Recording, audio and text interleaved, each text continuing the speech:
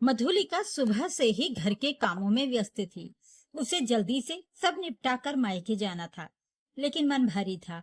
घर का वातावरण पिछली रात से ही अजीब सा हो गया था। सब उससे नाराज थे और वो चुपचाप सब कुछ सह रही थी, पर दिमाग में कई बातें चल रही थी। घर का माहौल भी बड़ा ही भारी सा हो रहा था।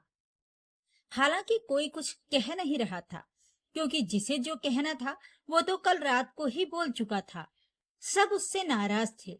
फटाफट काम खत्म कर मधुलिका ने तैयार होकर अपने पति राजेश की तरफ देखा, इस उम्मीद के साथ कि वो भी चलने को तैयार हो जाए। पर राजेश अखबार में आंखें गड़ाए बैठा रहा। राजेश ने उसकी तरफ ध्यान भी नहीं दिया। आखिर थक हार कर मधुलिका अपनी सास विमला जी के पास गई।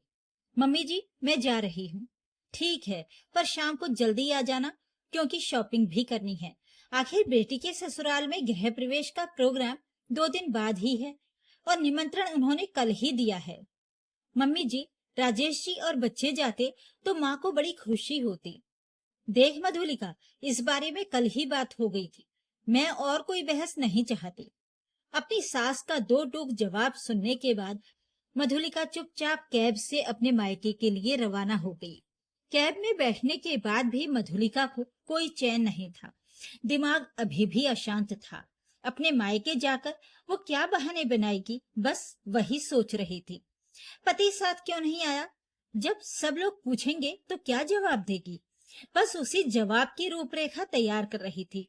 पर रूपरेखा तैयार करते करते बरबस उसकी आंखों से आंसू बह गए और कल रात का मंजर उसे याद हो आया।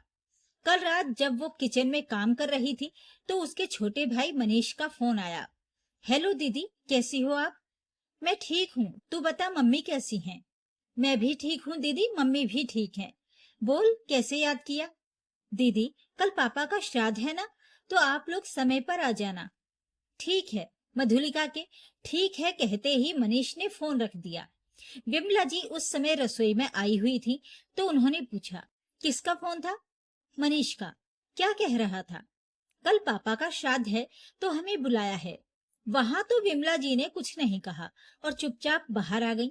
लेकिन पता नहीं बाहर आने के बाद राजेश से क्या बात हुई, जो राजेश ने मधुलिका के साथ उसके मायके जाने से मना कर दिया। आखिर 3-4 बार पूछने पर विमला जी ने ही कह दिया, ऐसे कोई निमंत्रण दिया जाता है क्या अपनी बेटी के ससुराल में? बस तुझे फोन करके कह दिया। इसकी कोई इज्जत नहीं है क्या? इसे तो एक बार भी टोका तक नहीं। पर मम्मी जी, मनीष तो अभी छोटा है, 11th स्टैंडर्ड में पढ़ रहा है। उसे इन सब चीजों की कोई समझ नहीं है। और वैसे भी पापा का श्राद्ध ही तो था। अरे, मनीष तो छोटा है, पर तेरी माँ तो बड़ी है। क्या उन्हें रिश्तेदारी की समझ नहीं है? वो नहीं कह सकती थी? देखो मधुलिका, सम्मान दोगे तो ही सम्मान मिलेगा। तुम्हें जाना है तो तुम जाओ, हम तुम्हें नहीं रोक रहे, लेकिन मैं नहीं जाऊंगा और ना ही बच्चे जाएंगे। राजेश ने दो टूक बात की और बात वहीं खत्म कर दी। मधुलिका की आंखों में आंसू आ गए। अभी 8 महीने पहले ही तो पापा की कोरोना से मौत हुई है। अभी तो महीने के श्राद्ध ही निकल रहे हैं। मम्मी में इतनी हिम्मत है नहीं। पर पता नहीं क्यों अपने बेटे के लिए शायद इतनी हिम्मत आ गई कि वो फिर से उठकर खड़ी होने की कोशिश कर रही हैं। आखिर घर में भाई और मम्मी अकेले बचे हैं। हर बार मम्मी ही तो निमंत्रण दे रही थी, तब तो ये लोग जा रहे थे। अब मम्मी की तबीयत ठीक नहीं थी, तो भाई ने अपनी समझ के अनुसार निमंत्रण दे दिया। और ये लोग हैं कि उस औरत की हिम्मत को देखने की जगह छोटी छोटी बातों में मुंह फुलाकर बैठ रहे हैं। मैं अपनी मम्मी को कभी नहीं कहूंगी कि ये लोग ऐसी छोटी छोटी बातों पर मुंह फुलाकर बैठ रहे हैं। इससे अच्छा मैं खुद ही इनका सामना करूंगी। मधुलिका ने मन ही मन निर्णय लिया। अपने आंसू पोंछे और एक विश्वास के साथ माँ के घर की तरफ रवाना हो गई। वहां श्राद्ध का काम निपटा करके शाम को वो घर आ गई। दूसरे दिन उसने शॉपिंग वगैरह का काम करके पैकिंग वगैरह सब कर दी। लेकिन जब सब लोग तैयार होकर विमला जी की बेटी के गृह प्रवेश के प्रोग्राम के लिए जाने लगे, तो मधुलिका तैयार नहीं हुई। उसे इस तरह शांतिपूर्वक बैठे देखकर विमला जी ने कहा, मधुलिका, तुम अभी तक तैयार नहीं हुई? जल्दी करो, देर हो रही है। हमारी बेटी के घर में गृह प्रवेश का प्रोग्राम है और वहीं हम लोग देर से जाएंगे तो अच्छा नहीं लगेगा। पर मधुलिका ने कोई जवाब नहीं दिया। ये बात राजेश को अच्छी नहीं लगी तो राजेश ने कहा, मधुलिका, माँ तुमसे कुछ कह रही है, समय क्यों वेस्ट कर रही हो? जल्दी से तैयार हो जाओ, देर हो रही है। हम सब तैयार हो चुके हैं। जी, मैं आप लोगों का समय वेस्ट नहीं कर रही हूँ। सारा सामान पैक हो चुका है और आपकी कार में रखा जा चुका है। बच्चे दोनों तैयार कर दिए हैं और आप दोनों भी तैयार हैं।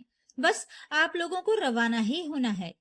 मधुलिका का जवाब सुनकर एक बार तो विमला जी और राजेश दोनों सकते में आ गए। तुम नहीं जा रही हो क्या? नहीं, मैं नहीं जा रही हूँ।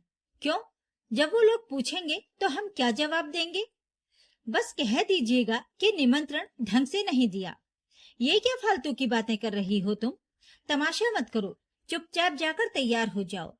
नहीं, बिल्कुल सही कह रही हूँ। आपको यही जवाब देना है कि निमंत्रण ढंग से नहीं दिया।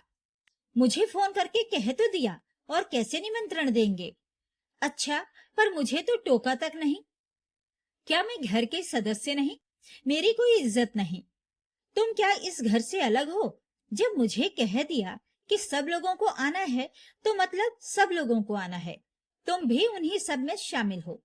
अच्छा, आपको निमंत्रण दिया है तो मैं इस परिवार के सदस्य हूँ, लेकिन अगर मुझे निमंत्रण दिया गया है तो आप लोग मेरे अपने नहीं। उसके लिए आपको अलग से टोकना पड़ेगा। ओह, अब समझ में आया। तुम उस दिन का बदला ले रही हो मुझसे। देखो, इतना समय नहीं है कि मैं तुम्हारी फालतू की बातों का जवाब दूं। चुपचाप जाकर तैयार हो जाओ। क्या जवाब देंगे हम वहां पर? अगर तुम वहां नहीं होगी तो लोग क्या कहेंगे मेरी बहन को कि इकलौती भाभी है, वो भी नहीं आई। जैसे मैं उस दिन अपने मायके जाते समय पूरे रास्ते में सोचती जा रही थी ना कि मुझे मेरे पीहर जाकर क्या बहाने बनाने हैं, वैसे ही आप दोनों माँ बेटे भी बैठकर बहाने बना लीजिएगा। आखिर आप भी मेरे माँ के इकलौते दामाद हैं। राजेश झल्ला उठा।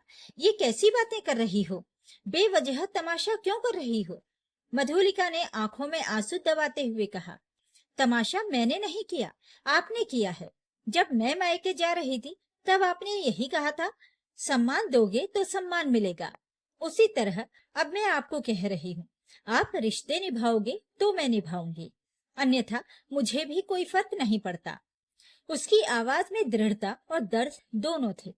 जिस दर्द से मैं गुजरी हूँ वही आप भी महसूस करें, तभी शायद समझ पाएंगे कि रिश्तों में बराबरी कितनी जरूरी होती है।